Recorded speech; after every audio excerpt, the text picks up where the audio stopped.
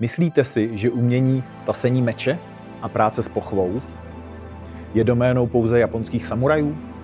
Pokud ano, tak vás možná překvapí několik technik ze středověké Itálie.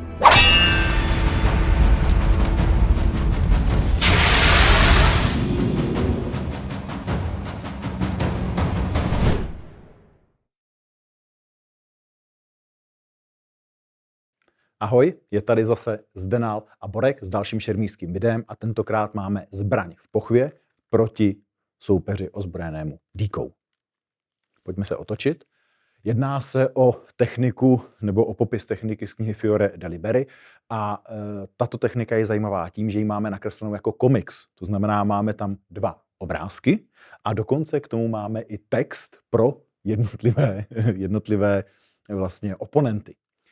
Na prvním obrázku je nakresleno to, že mě soupeř drží za hruď, zbraň má v této poloze a můj meč v pochvě je zde.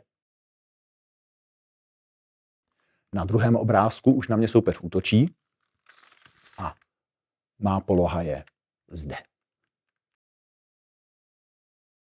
Pomůžeme si k tomu tím textem, abyste viděli doslovně, co je tam napsáno. Takže muž s dýkou popadne muže s mečem za límec a varuje.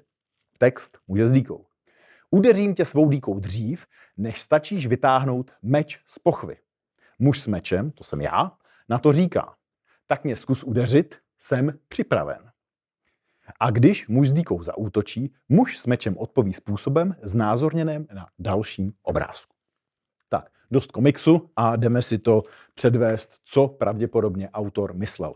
To znamená, stojíme se zbraní v pochvě zde před tělem a soupeř se nás snaží bodnout. My zablokujeme zbraní jeho ruku a blokujeme ji zde v ramení, teda v loketní jamce. To znamená, nesnažíme se zastavit tu ruku, ale snaží teda tu ruku jakoby na téhleté ozbrojené části, ale snažíme se zastavit tu ruku zde. To znamená, zde zablokujeme ruku. V tu chvíli, kdy zablokujeme ruku, tasíme meč a ve zbytku popisu je napsáno co nejrychleji soupeře zasáhni a už není napsáno jak. Ale s velkou pravděpodobností se samozřejmě jedná o bod do břicha. Takže ukážeme si to ještě jednou plynule.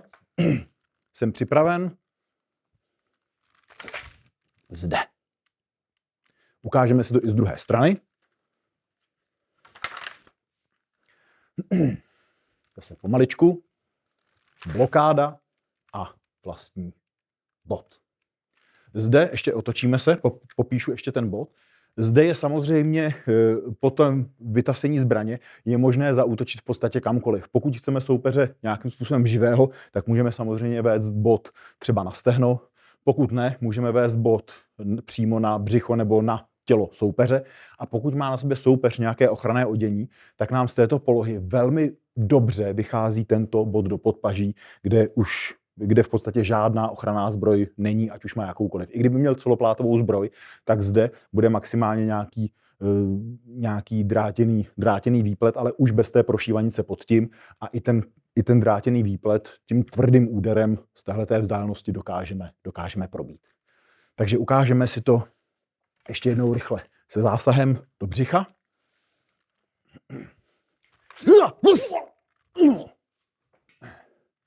A než se nám Zdenal zvedne, tak já zase využiju této pauzy.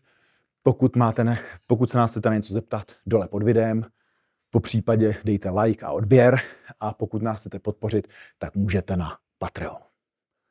Opět se vyměníme, protože máme tady podobnou techniku popsanou ještě jednu ze stejné šermířské knihy, opět Fiore de Liberi. A opět se jedná o komiks, to znamená opět máme ty obrázky dva i s popisem, i když tentokrát už tady nemáme ty bubliny a nevedeme spolu dialog. Zbraň tentokrát nemáme hrotem nahoru, ale hrotem dolů a rukojeť držíme tímto způsobem jako dýku. Soupeř nás zase drží za rameno, ne za rameno, ale za kostým, za nějaké oblečení a je připraven po nás bodnout. Ten bod skutečně udělá, my ustoupíme vzad, Pojď ještě jednou. Ustoupíme vzad a vykryjeme se zbraní. V tuhle chvíli je doslovně popsáno hrotem své pochvy, to znamená zde, píchni nebo udeř soupeře do oka, to znamená přímo tady míříme na soupeřovo oko. V té chvíli tasíme meč, soupeř nám pravděpodobně ustupuje a my zde provádíme nějakou eskalaci. To znamená, zbraň držíme taktéž jako dýku, ne jako meč v této poloze, ale držíme ji skutečně jako dýku a ten útok, který se tam nabízí, je přímo bod zde do hrudě. Zase, pokud tam bude ochranné odění, budeme situovat ten bod spíš na hrdlo.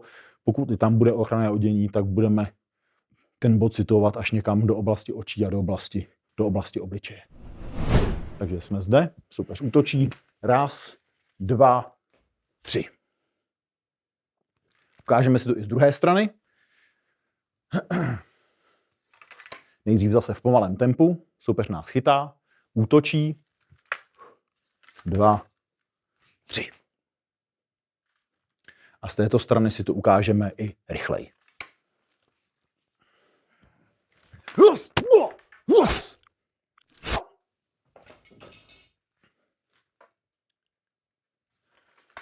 Fiore de liberi a práce s mečem v pochvě. Takže díky a loučí se Borek a Borek. Díky a čau.